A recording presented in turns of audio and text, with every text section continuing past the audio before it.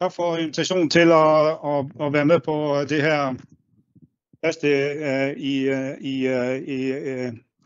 i akvatisk miljø, og jeg synes, så langt har det været vældig mye lærerigt for min del omkring analysemetoder og det, som hver andre holder op på med. Og her skal jeg give en præsentation af mikroplast, som vi har fundet i marine sediment fra en række afsætningsmiljøer som fjorde, Soklen og Skråningen.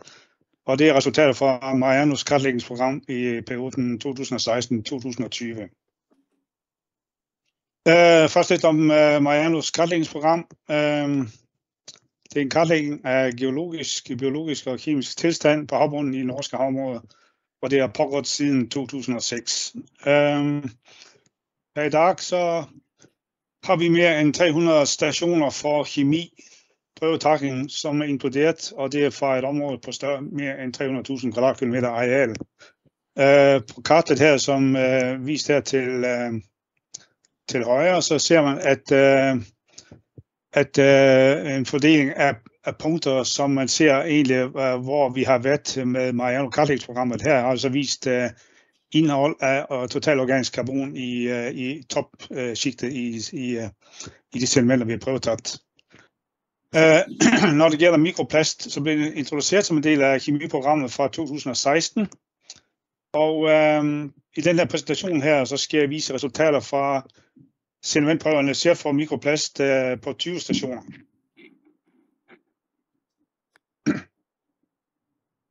Selve Mariano kemidelen, der er det prøvetakning af sediment fra områder med aktiv afsætning af sediment, og som igen vist her med det karte her, så er det er udvalgt de stationer på basis af anden type information, som glødende og anden type akustisk information, hvor man ser, at der ser ud som til at være mygge sedimenter. Så det er med det formål at afdække mulig tilførsel af forurenende stoffer til marinmiljøet. I kemidelen, det er et samarbejde mellem Havforskningsinstituttet og NGU, og der har vi en fordeling af opgaver og en tæt dialog med Miljødirektoratet blandt andet gennem den lille arbejdsgruppe, som vi har, som hedder Kemigruppen i Mariano, om hvilke parametre, som skal analyseres. For Havforskningsinstituttet sin del, så er det organiske forbindelser og nye miljøgifter. Og for NGU sin del, så er det sedimentkarakteristikken, dateringsanalyser, det nu organisk kemiske elementer, primært tungmetaller, og så er det mikroplast. Så når det gælder prøvetakning for mikroplast og andre miljøgifter, så er det primært myggbund, som vi ser i billedet øverst, og det er sådan set en forudsætning for, at vi ved tagprøven, det er, at vi har en følelse for, at her er det aktiv afsætning af sedimenter. Og det udstyr, vi bruger, som vi ser til venstre, det er det, vi kalder multikronen, som er beregnet for myggbunds prøvetakning. Og her ser man et billede af en prøvetakker med nogle rør, som består af PVC. Og det er klart, at i forhold til mikroplast, så er det ikke det ideelt. Men sådan var det i starten. Jeg skal komme lidt tilbage til det etterpå. Så ser vi her typisk, hvordan vi tager ud prøver fra de her rørene ved at bruge et stempel og presser op prøven igennem rør.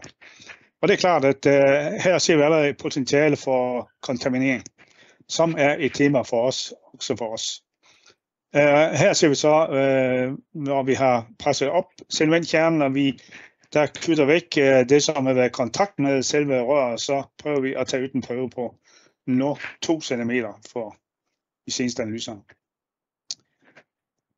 Vi jobber også lidt med, at som andre om at prøve at sikre os, at vi ikke har for mye kontaminering i prøverne, eller i hvert fald har kontrol på det. Så vi har i et samarbejde med NGI i 2020 etableret en metode, hvor vi tager sådan en fedtblank, hvor vi placerer et prøveglas åbent så lang tid, som vi jobber med det rør, hvor vi skal forsegle så lang tid, som den processen pågår, for at se på, om det er bidrag fra miljøet ombord på skibet. Så når det gælder de konkrete analyseresultater, som vi har og prøver, vi skal se på i dag, så er fordelingen som følger, at 6 af stationerne er fra soklen, og 7 stationer er taget på skråningen, kontinentalskråningen, og 7 fjorde, inklusive 6 stationer fra 2 arktiske Svalbardfjorde, det er en del af det. Og her ser vi kart med lidt kanskje svært at se, men de røde punkter, det er det første pilotprojekt, vi har det i 2016-17. Og det andre projekt med de gule punkterne er primært fra Barentshavet og fra Svalbardfjorden, de er fra 2018 og 19. Det er det udgangsmateriale, vi har, og de første erfaringer, vi har gjort med i forhold til mikroplast. Ja, det har jeg nævnt. Det første pilotprojektet gik i lag med et belgisk universitet, ledet af en professor Colin Jansen, som jeg tror i en tidlig fase var vigtig også for udvikling af, mikroplast kundskab i Norge. Så der brugte vi de som en leverandør af analyseresultaterne på det projektet. Og så efter det, så har vi haft samarbejde, altså leverance fra Norsk Geoteknisk Institut, først i 2020 og i 2021, baseret på prøverne fra årene før. Så det er fra de der prøverne, som blev taget i 2019 og 2018, som vi nu præsenterer her, som er gjort i lag med NGI. Der skal så siges, at NGI også analyserer 2020 prøver, men dem har vi ikke med her i dag. Selve sedimentoparbejdningen, det er jo i kraft af, at vi har haft 2 forskellige laboratorier her, så må vi også i nogen grad gøre rede for, hvordan ting er gjort. Prøverne er taget også på tugt. Vi har så slicet kernen i 3 cm prøver fra forsejlet PVC-rør. Det blev gjort i vorlokaler på NGU og sendt i glas til Belgien. I Belgien har de så homogeniseret prøven. De har fjernet organisk materiale. De har brugt blandet med deioniserede vand. Herefter centrifugeret, filtreret over 5 mikrometers Whatman-filter, og derefter sat de i natriumjodid-løsning, centrifugeret og filtreret. Hovedmetoden her har været mikroskopi, og den hot needle check af mulige partikler, som man identificeret som mikroplast. Og man har gjort enkelte check med Raman-spektroskopi, som jeg skal vise lidt senere. Og her ser man så et billede af sådan en typisk prøve fra som er filtreret, og så ser man jo også, at det er ikke bare mikroplast, som findes i den prøve. Der er en enkelt lille mikroplast lidt op til højre, typisk som et stykke fiber. Når det gælder NGI, så var det lidt mindre prøvemængde. De trængte 2 cm kernemateriale, som blev forsejlet og sendt her fra NGU. De har fryset tørkematerialet. De har densitetssepareret i 24 timer med zinkklorid. De har fjernet organisk materiale med hydrogenperoxid, og derefter filtrering i 43 mikrometer stålfilter. Så her man ser jo, at der er forskelle i oparbejdning af prøverne, før man begynder at identificere. Og i tilfælde med NGI, så er det mikro-FTIR-analyser, som har været brugt for at identificere partikler. Og her ser man så et eksempel på en prøve efter al oparbejdning. Og igen, så er det ikke bare mikroplast, som er tilbage i prøven. Mikroplast i forhold til mikroskopering, så har det været den største dimension, som er målt, og det er gjort. Vi ser her igen nogle enkelte eksempler fra Belgien, og det tydelige her er, vil jeg sagt, at et af vores udfordringer er, at det materiale, vi har tilbage efter al oparbejdning, er ikke bare mikroplast, og det er kanskje en af vores udfordringer i forhold til, hvordan vi får pålidelige resultater. Det er noget, som jeg tror, vi må prøver at finde ud af i lag med vores samarbejdspartnere. Og se om det går an at gøre noget her, fordi at jeg tror, det er med til at påvirke i hvor høj grad vi ser alt det, som må være mikroplast i prøverne. Her har vi et andet eksempel. Det er fra NGI sin oparbejdning af 4 prøver fra 4 stationer, som ligger i det, vi kalder Bjørnøje-transektet, som ligger nordvest for Bjørnøje, dels på Soklen og dels på Skråningen. Man ser fra øst til vest, at der er stor forskel i materialet, som er tilbage efter oparbejdning.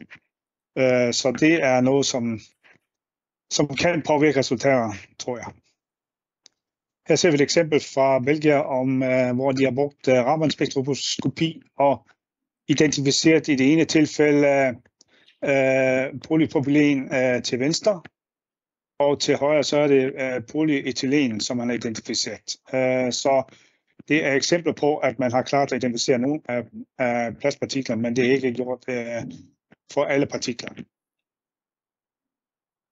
Så når det gælder i antal partikler per kilogram sediment i overfladeprøverne, så er det kanskje lidt svært at se her, men de belgiske prøverne er farvet rødt, og der ser man, at sådan i norske hav længst mod sør, lidt sør om Trondheimsfjorden, så er det der, man har de største koncentrationer af mikroplast i antal nogle 100 stykker per kilogram sediment tørvægt.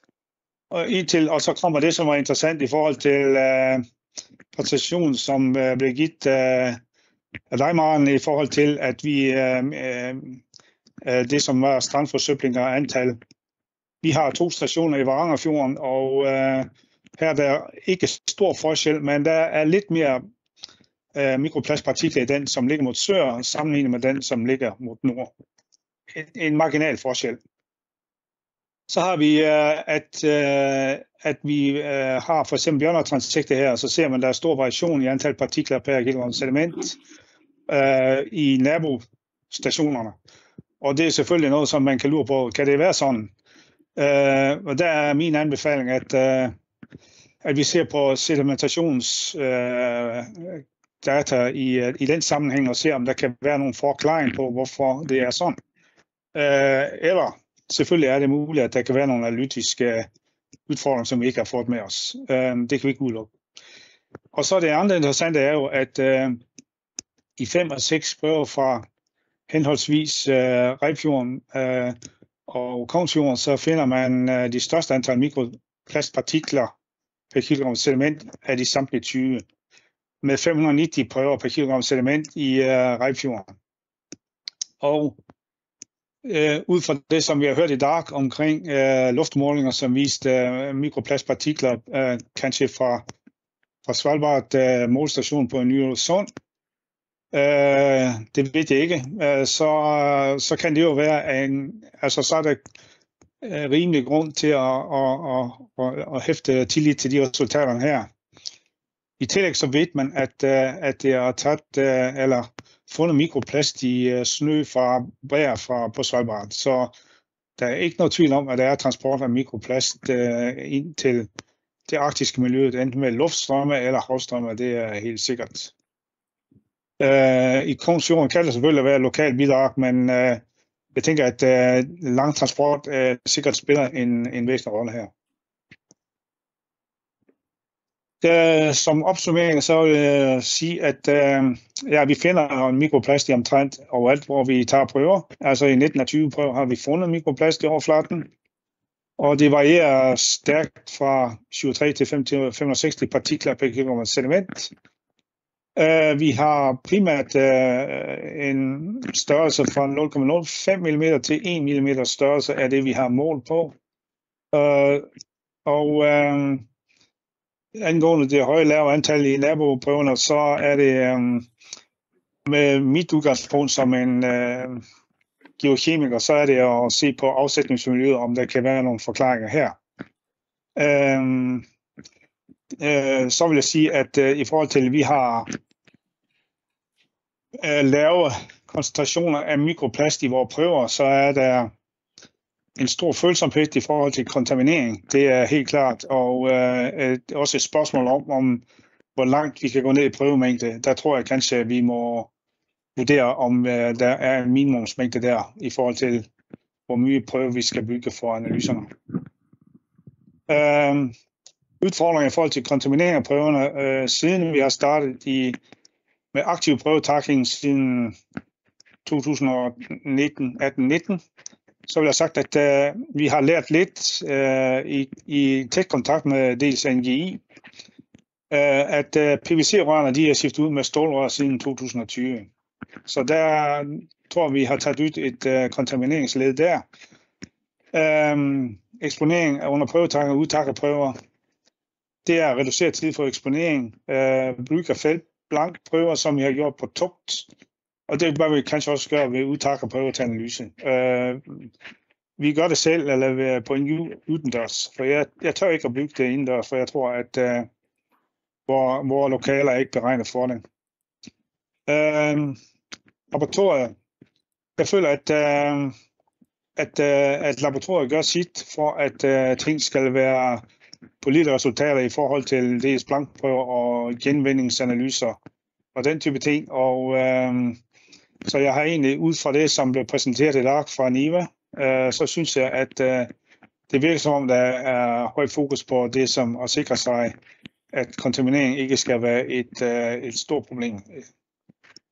Og så endelig til sidst, så er det, at i forhold til vores erfaring er, at det er vigtigt at have en tæt kontakt mellem os som opdragsgiver og de laboratorierne, som skal gøre analyserne for os, for at vi må lære af fejlene. Det er en ting, og punkt 2, det er hele tiden at tilrettelægge så godt som muligt, for at vi skal få pålidelige resultater. Så siger jeg tak for opmærksomheden.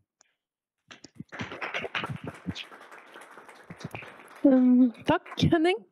Er det noen spørsmål fra salen? Nei, da har jeg noen spørsmål. Dere har jo veldig mye miljøgiftanalyse fra Mariano-prosjektet.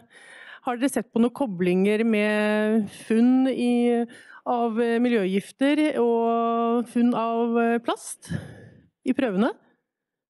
Nej, vi har ikke været inde på det endnu, men det er selvfølgelig ud fra det, som Dr. Herske sagde i dag om præsenteret det, og så tænker jeg, at det har ikke været unaturligt for os at begynde at gå i lidt den retning og sammenligne. Det, som jeg tror, vi nok har mest fokus på nu, det er at prøve at sætte ind vores mikroplastdata ind i forhold til afsætningsmiljøerne, og se om forklaring på fordelingen af mikroplast i forskellige dele af de havområder, vi har været inde om. Ja. Valg av stasjoner her, kan du si noe om det? Prøvetakningsstasjoner, hvorfor de ble valgt ut? Altså det er sådan et regime, som på en måde er lagt op, at vi har forskellige områder, som skal kartlægges fra år til år. Og så har vi på en måde sådan en fordelingsnøkkel på, hvor mange kemistationer vi kan tage per arealenhed. Og så har vi, når vi gør det, så har vi nu, vi tager for alle typer stoffer, og inklusive mikroplast, når vi er på en station. Så det betyder, at vi, når vi tager prøver for uorganiske og organiske miljøgifter, så tager vi også for mikroplast. Det er en del af standardrutinen nu. Ja. De sedimentene dere tar, hva slags, du sa det var veldig bløte sedimenter, hva er innhold av organisk karbon? Indholdet det kan variere fra under 1 vægtprocent til 2-3 vægtprocent. Det er lidt afhængigt af, hvor vi er. Med de højeste værdierne inde i fjordene og så på den type steder. Ikke? Så det varierer lidt. Men vi har jo god oversigt over de der tingene. Ja, ok, takk. Da kommer det et nett til deg også. Takk for spennende presentasjon. Og så bra at dere har tatt inn mikroplast inn i Mariano. Det kom sikkert naturlig. Så da er det en pause her til 10 på. Så